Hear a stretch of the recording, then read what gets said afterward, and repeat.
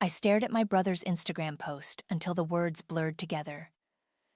Just bought my parents' house, keeping it in the family. $312,000 of my money, and Ray gets to play hero with a single dollar bill. My name is Penny, and I've spent my entire life watching my younger brother take credit for things he never earned. But this time, he went too far. Can you believe this? My best friend Cassandra's voice crackled through my phone. Your brother is seriously taking credit for saving your parents' house? I can absolutely believe it. I clicked my phone off and tossed it onto my couch. That's exactly who they raised him to be. Just 3 weeks ago, I'd sat in my parents' kitchen, listening to Mom cry about the foreclosure notice while Dad stared at his coffee. They hadn't told Ray, didn't want to burden him while he was finding himself at 30 years old. We just need more time, Mom had said, wringing her hands. Maybe if we sell some furniture? I remember looking around that kitchen, seeing the ghost of every Christmas morning when Ray got exactly what he wanted, while I got practical gifts that built character. Every dinner where Mom bragged about Ray's C+ in community college, while ignoring my promotion to senior financial analyst. I'll help, I had said. I can pay off the mortgage. Mom's face had hardened. We don't need your charity, Penny. We'll figure something out. But I did it anyway. Transferred the money directly to the bank, used my savings and some stock options I'd been holding. Made it anonymous so they couldn't refuse it. You should say something, Cassandra insisted now. Call them out right now. My phone buzzed with a text from Mom. Your brother is such a blessing, always thinking of family first. I laughed, but it came out hollow. They wouldn't believe me even if I showed them the bank statements. Then show them. This is insane, Penny. You can't let them. Let them what? Treat me exactly how they've always treated me?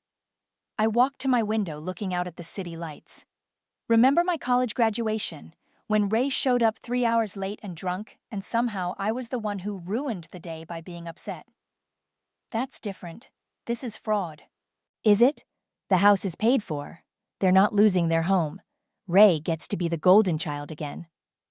I pressed my forehead against the cool glass. Nothing new under the sun. My phone buzzed again. Ray this time. Hey sis, guess who's the new owner of Casa McCarthy? Don't worry, you can still visit sometimes. Penny, Cassandra's voice softened. You have to stand up for yourself. I closed my eyes, remembering last Christmas. Ray got a new car because he'd totaled his third one. I got a bathrobe because you're so practical, honey. You're right, I said finally. But not yet. What do you mean? I opened my laptop, pulling up my saved folder of mortgage documents and bank transfers. They don't know what I did, but they will. What are you planning? Remember that real estate attorney you used for your condo? Is she still practicing?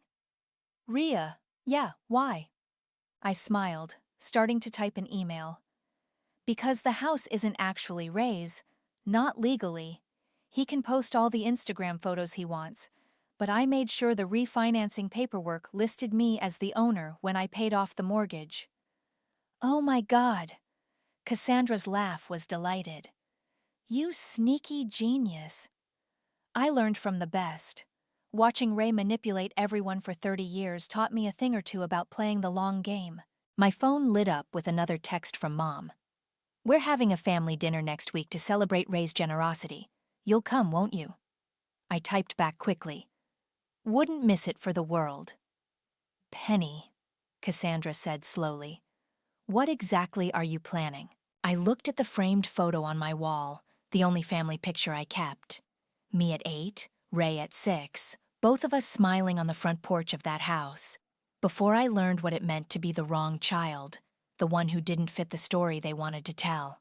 I'm planning to give them exactly what they've always wanted, I said. A family drama they'll never forget. Just be careful. Don't let them turn you into someone you're not. I closed my laptop, thinking about all the times I'd swallowed my words, stepped aside, played the role of supportive sister and dutiful daughter. Maybe it's time they met who I really am. My phone buzzed one last time. Ray had tagged me in his post. My sister 8 Penny McCC might be jealous, but family takes care of family. Don't worry, I whispered to myself, saving every message, every post, every piece of evidence. They're about to learn exactly how family takes care of family. If they think they won, let them. Cassandra poured more wine into my glass. The best revenge is letting them dig their own graves. We sat in my apartment, surrounded by stacks of paperwork, bank statements, property records, and a fresh cup of coffee that had long gone cold. Ria can see us tomorrow morning, Cassandra said, checking her phone. She's intrigued by your situation. I picked up a photo that had fallen from one of the folders, Ray's purchase agreement that Mom had proudly shared in the family group chat. $1. They'd sold him our childhood home for $1. You know what hurts the most? I set down my wine. When I tried to help them directly last year, offering to pay for Dad's medical bills, Mom said I was showing off my money. But Ray can swoop in with $1 and he's a hero.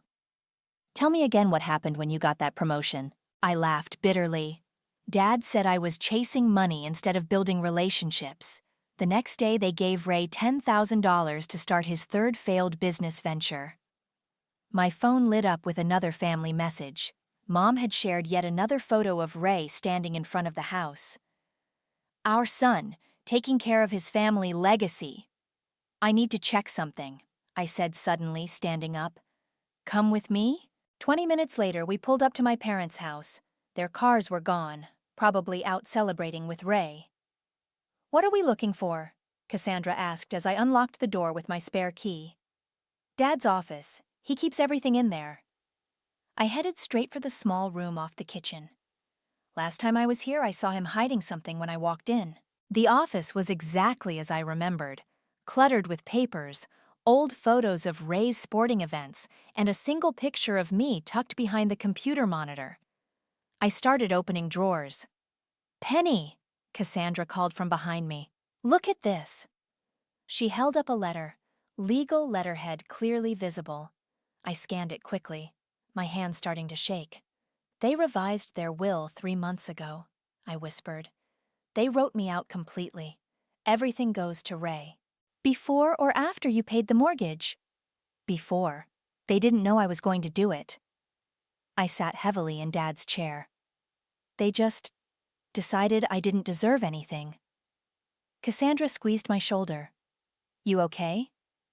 Actually, yes. I carefully photographed the letter. This makes everything easier. How so? Because now I don't have to feel guilty about what I'm going to do. I pulled out my phone and dialed Ria's number, leaving a message. I need to know exactly what rights I have as the legal owner of this property. On the drive home, memories flooded back. Ray breaking my science project the night before the fair. Mom saying I should have helped him with his instead. Dad telling me I was too ambitious when I got accepted to my dream college. The constant refrain, why can't you be more like your brother? They're going to hate you for this, Cassandra said softly. They already do. They just pretend they don't. I gripped the steering wheel tighter. At least now they'll have a reason. My phone rang, Ria returning my call. I put it on speaker.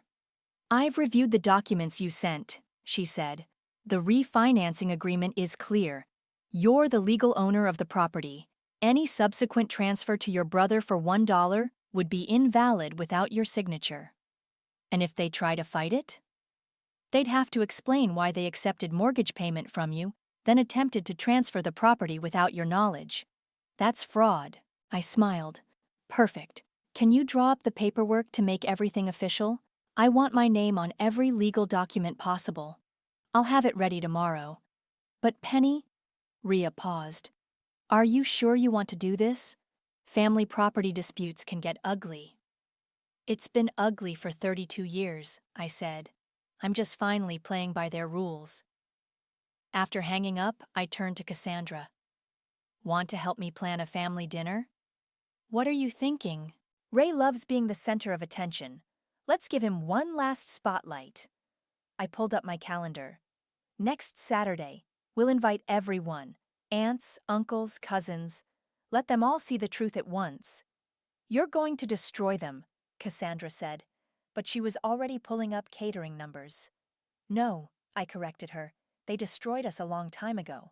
I'm just going to make sure everyone knows it. My phone buzzed with a text from Ray. Hey sis, having a little housewarming party tomorrow. You should come see how I'm fixing up my house.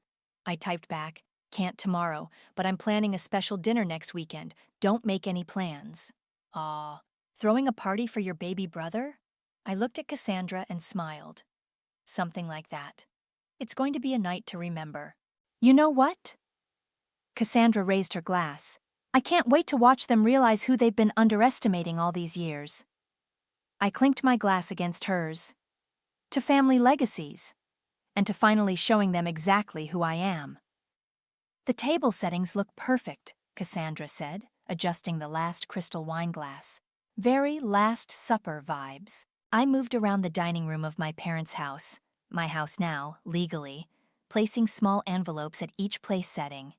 Each contained copies of bank statements, transfer records, and the refinancing documents with my name clearly listed as owner. Mom called again, I said, checking my phone. Wanted to know if she should bring her special casserole for Ray's celebration dinner. What did you tell her? That I'm handling everything. She sounded suspicious. I've never volunteered to host before. The doorbell rang. It was the caterers, arriving early as planned. As they set up in the kitchen, I walked through each room, making final adjustments to my carefully curated displays. In the living room, I'd hung the photo of Ray's first car, the one he crashed 2 weeks after getting it. Beside it, the credit card statement showing I'd paid for the repairs while he told our parents it was just a scratch. The hallway now featured my college acceptance letters, the ones Mom had thrown away, claiming they must have gotten lost in the mail. I'd found them stuffed in the back of her desk drawer last week. This is kind of brilliant, Cassandra said, following me. Every room tells a story they tried to hide. I stopped at the small closet under the stairs. This is where they used to send me when I acted out. Usually meant disagreeing with Ray or asking why he got special treatment. How long? Once, 6 hours, because I wouldn't let Ray copy my homework. I touched the scratch marks I'd made on the inside of the door. I was 9. My phone buzzed with a text from Ray. Getting ready for my party, sis. Bringing my new girlfriend, Natasha. Try not to be jealous.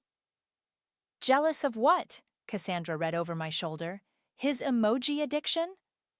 He's always needed an audience. I replied with a simple thumbs up. Tonight, he'll have one. The caterers finished setting up just as my phone rang again. This time it was Rhea. Everything's filed, she said. You're officially the sole owner of record. If anyone checks the property records, your name is the only one they'll find. Perfect timing. I thanked her and hung up. Cassandra helped me place the final touches, fresh flowers, dimmed lights, and a projector screen hidden behind elegant curtains. Everything had to look perfect, normal, like any other family celebration. Your cousin Noelle just texted, Cassandra said. She's bringing wine. Good. The more relaxed everyone is, the better. I straightened a place card. Did you get the security cameras set up? All 4 corners of the dining room. Everything will be recorded. I nodded, touching the envelope at my place setting. Inside was one extra document the others wouldn't have. A transcript of Ray's phone call with a real estate agent, discussing his plans to sell the house within months. Natasha had sent it to me anonymously last night. You know, Cassandra said softly. There's still time to just confront them privately. I walked to the fireplace where a fresh scratch marked the brick. From last Christmas, when Ray had thrown a tantrum about his car being the wrong color and knocked over Mom's favorite vase. They'd blamed me for putting it too close to the edge. They had 32 years of private chances, I said. Tonight, everyone sees the truth. My phone lit up with family messages. Mom. So excited for Ray's celebration. Dad. Our boy really stepped up. Aunt Linda. Can't wait to toast the man of the hour. Ray. Hope you're ready to celebrate your amazing brother. I sent one final message to the group. Dinner's at 7. Don't be late. Tonight's going to be special. Cassandra checked her watch. They'll start arriving in an hour. You ready? I looked around at the house that had held so many painful memories, now transformed into a museum of hidden truths. Every room was a chapter in the story they never wanted told. Almost. I went upstairs to my old bedroom, now Ray's self-proclaimed home office. On his desk sat a framed dollar bill, the one he'd used to buy my house. I replaced it with a framed copy of my mortgage payoff receipt. Now I'm ready. Back downstairs, Cassandra hugged me tight. Remember, you're not the villain here. You're just finally telling your story. Their version of me was always going to be the villain, I said, straightening my dress. Might as well make it worth it. The sun was setting, casting long shadows through the windows. Soon cars would start pulling up. Soon glasses would clink and congratulations would flow. Soon, Ray would stand up to make his speech, not knowing every word would dig his grave deeper. My phone buzzed one last time. Ray again. Bring tissues, sis. My thank you speech is going to make everyone cry. I smiled, touching the envelopes on the table. Don't worry, little brother. There will definitely be tears. The doorbell chimed at exactly 7. Mom and Dad arrived first, of course, Mom clutching her casserole despite my instructions about catering.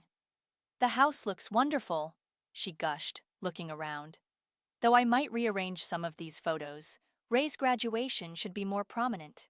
Everything is exactly where it should be, I said, taking their coats. The rest of the family trickled in over the next 15 minutes. Aunt Linda and Uncle Steve, Cousin Noelle with her husband. Each person's eyes widened slightly at the decorations, the careful arrangements of memories they'd all helped ignore. Ray made his entrance last, fashionably late as always. His new girlfriend Natasha looked uncomfortable in her cocktail dress, like she sensed something wasn't quite right. Baby sister! Ray wrapped me in an exaggerated hug. Love what you've done with my house. I felt Cassandra tense beside me but kept my smile fixed. Let's all sit down. Dinner's ready. The caterers served the first course as conversation flowed. Wine glasses clinked. Mom beamed at Ray. Dad kept patting his shoulder. Perfect family theater. Ray, Aunt Linda called out, tell us how you managed to buy the house. Such a generous thing to do. Ray straightened in his chair, practicing his false modesty. Well, when I heard Mom and Dad were having some financial troubles, which they didn't tell you about, I interrupted softly. Isn't that right? A slight pause.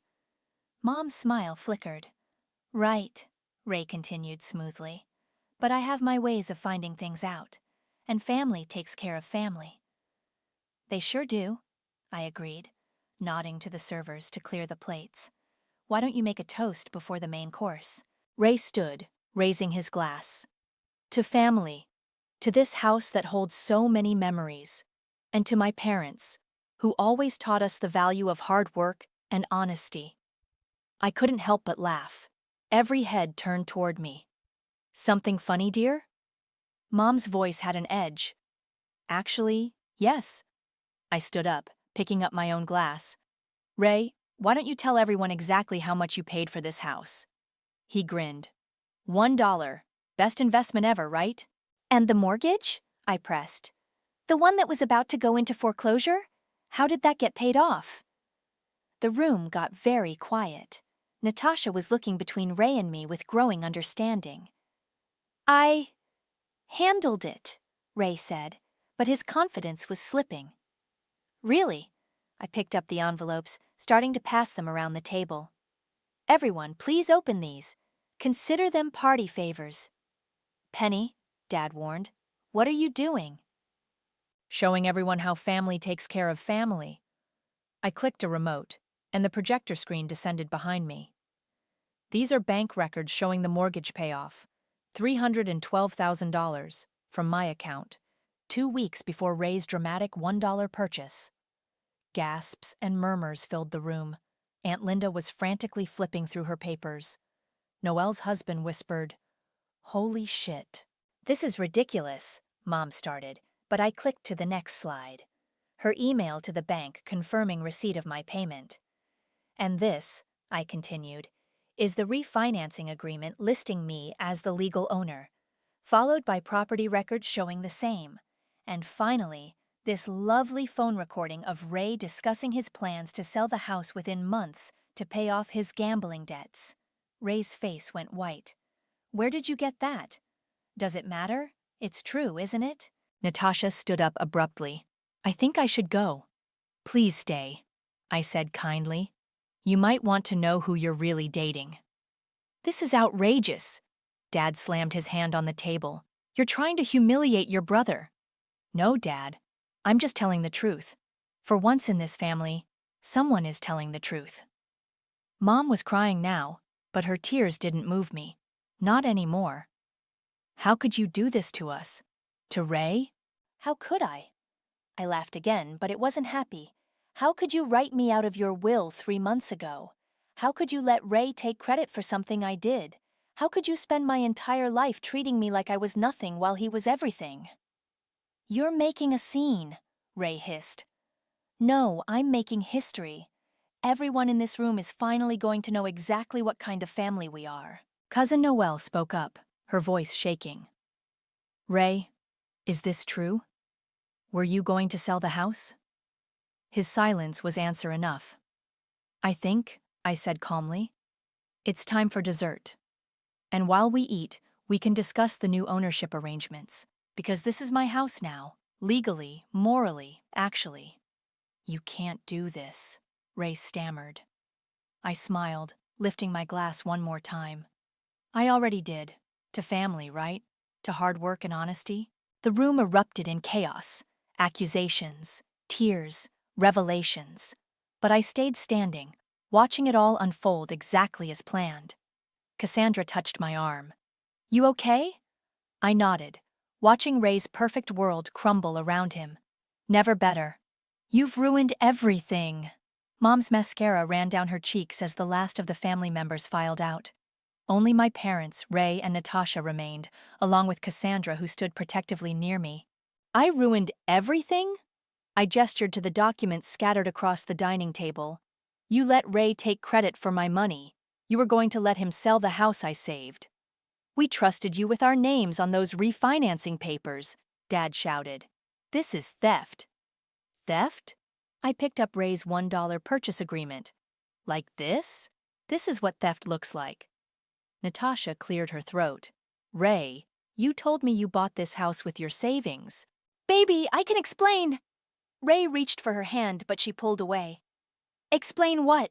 The gambling debts? The sale plans? Or how you took credit for your sister's money? It's not like that, Ray protested. Mom and Dad needed help, which they got from me, I cut in. Every time they needed help, it came from me. Remember last year's property taxes, Mom? Who paid those? Mom's face flushed. That was different. You were just what? Being practical? Responsible? All the things you claimed to want from us, except when Ray did the opposite? You're twisting everything, Dad said, but his voice had lost its certainty. Natasha stood up. I think I've seen enough. Ray, don't call me. After she left, Ray's facade finally cracked. You did this on purpose. You set me up. No, little brother, you set yourself up. I just provided the spotlight. My phone buzzed. A message from Cousin Noelle. Just found out Ray borrowed $50K from Aunt Linda last month.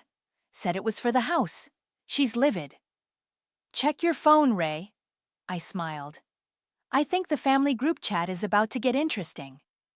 As if on cue, his phone exploded with notifications. His face went from red to pale as he read them. This isn't fair, he whispered. Fair? I laughed. Like when I got into Harvard but couldn't go because you needed tuition for community college. Like when I offered to help with Dad's medical bills and got accused of showing off, but you got praised for buying groceries once? We were trying to protect him, Mom said weakly. Protect him from what? Consequences? Reality? Well, here's reality now. I own this house, legally, and I want you all out. You can't do this to your brother. Dad stood up. We'll fight it. With what? Cassandra spoke up for the first time.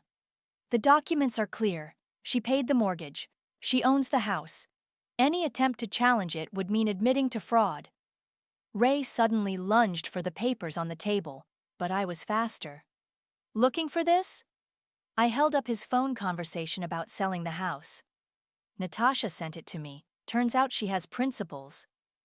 You've always been jealous, he spat. Always wanted what I had. What you had? I stepped closer. You had everything, every chance, every excuse, every benefit of the doubt, and you still failed. That's not my fault. Mom started to speak, but her phone buzzed again. She read the message and gasped. Linda's telling everyone about the loan. Time to go, I said firmly. All of you. Now. This is our home, Dad protested. No, it's my home. I paid for it. I own it. And I want you out. They gathered their things in stunned silence. At the door, Mom turned back. Where did we go wrong with you? You made me choose. Be invisible in this family or be a villain. I'm just finally playing the part you wrote for me. After they left, Cassandra poured us both a glass of wine. That was intense. It's not over, I said, checking my phone. Ray's already contacted a lawyer. Let him try. The paperwork is solid. I walked through the house, looking at all the photos and memories I'd displayed. You know what's funny? I kept hoping they'd prove me wrong, that they'd admit what they did and apologize. And instead,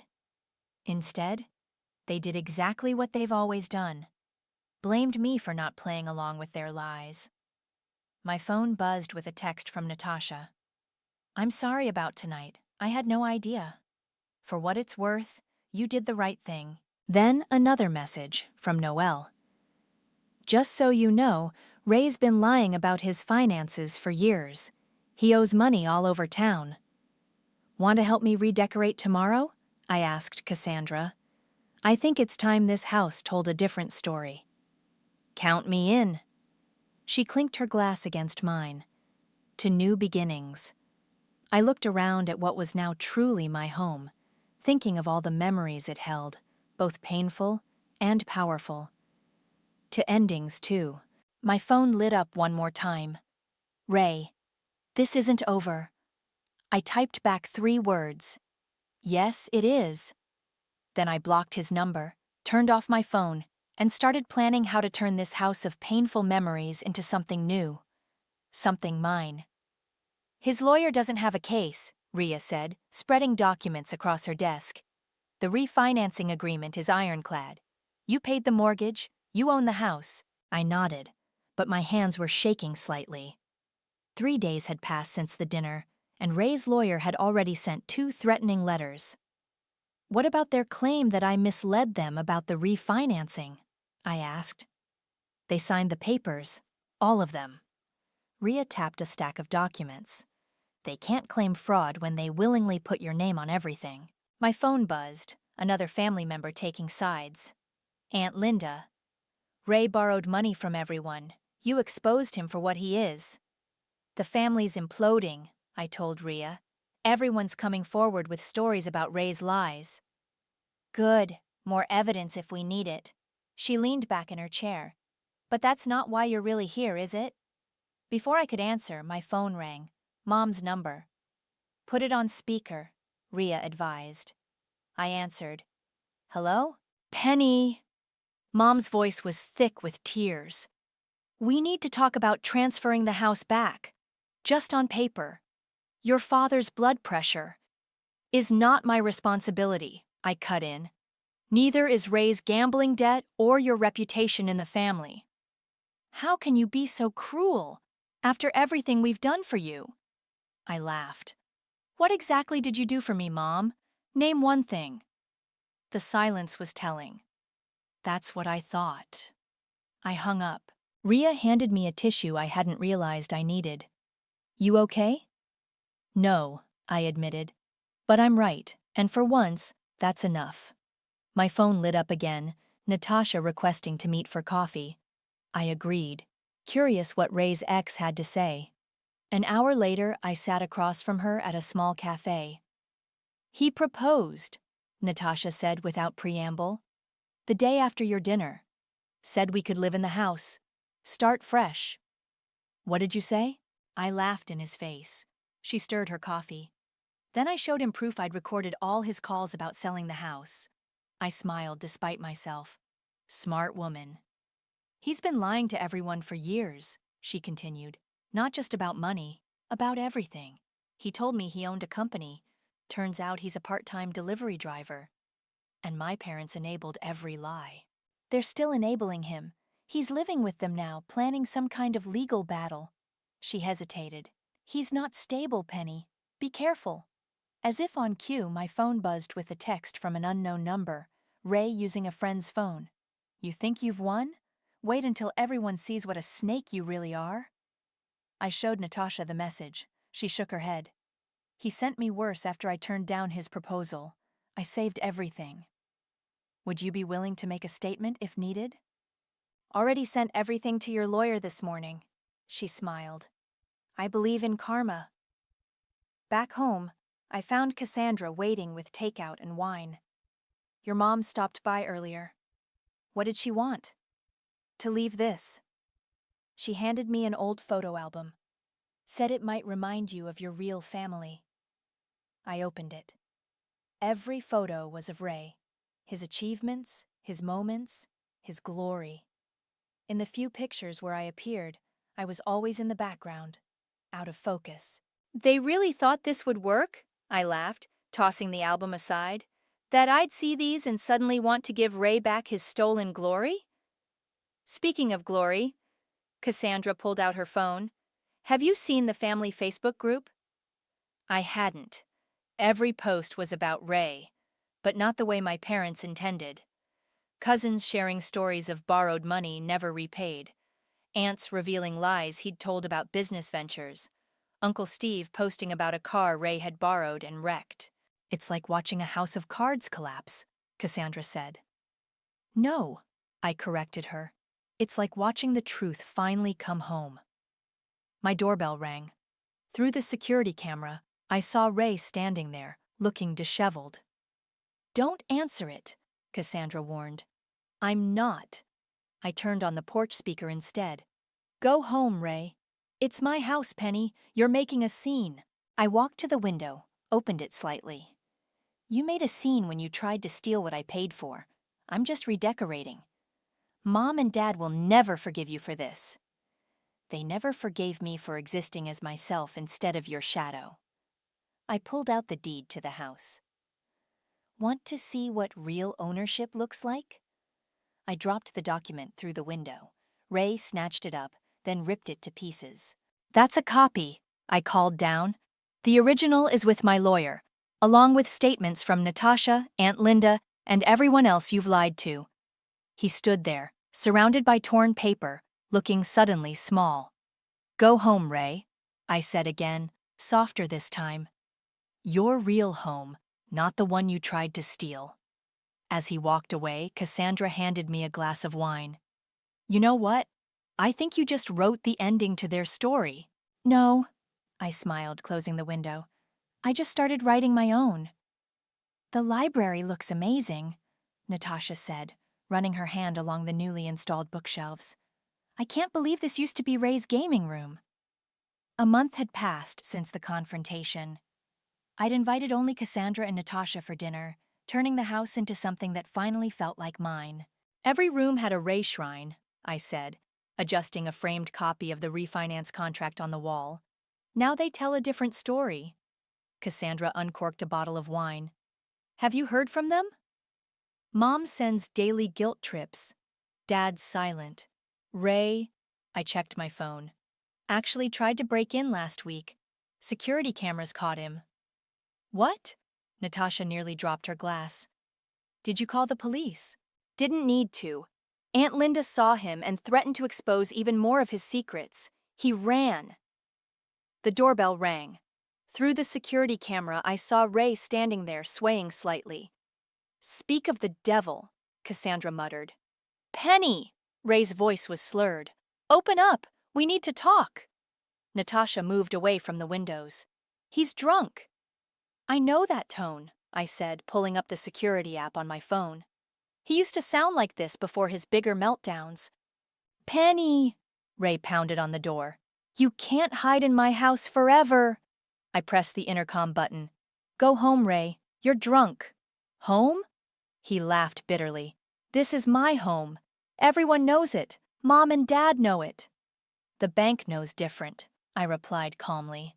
"So does your lawyer, apparently, since he dropped your case." More pounding. "You think you're so smart? You think this makes you win?" "There's nothing to win, Ray. This isn't a game. Everything's a game with you. Poor Penny, always the victim, always so perfect." Cassandra started to speak, but I held up my hand. Let him talk. Let him show who he really was.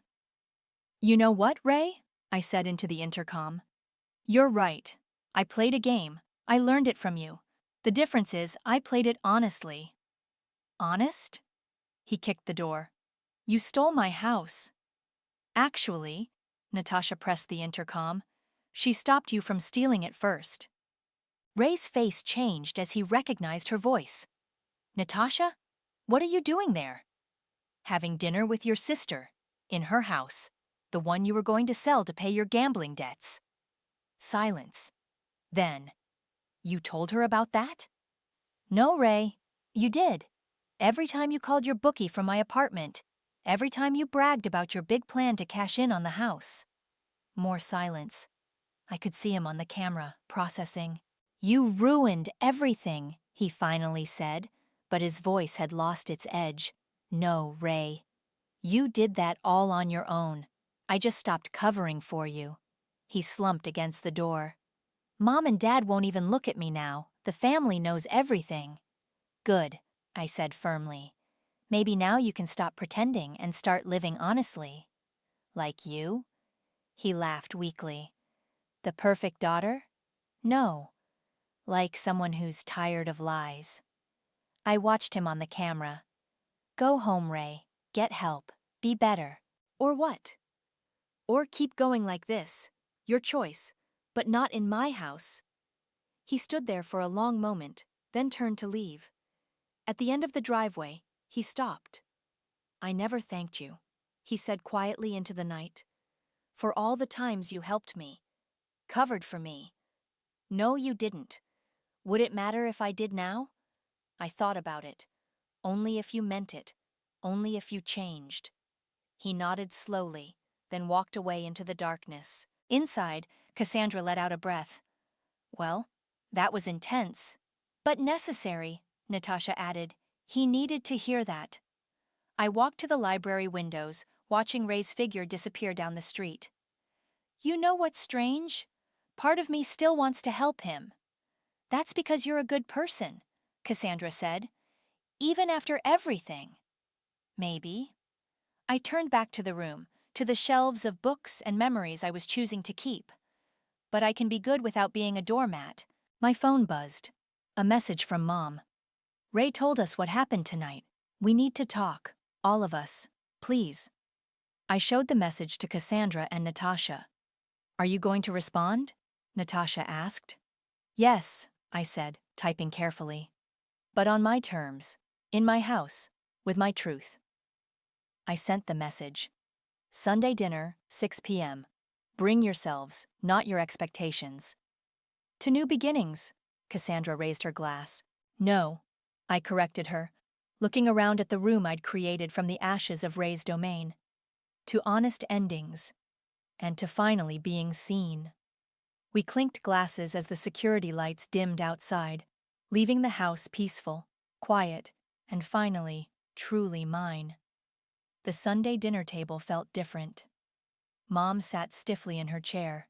Dad stared at his plate, and Ray, sober, wearing a suit that actually fit, kept fidgeting with his water glass.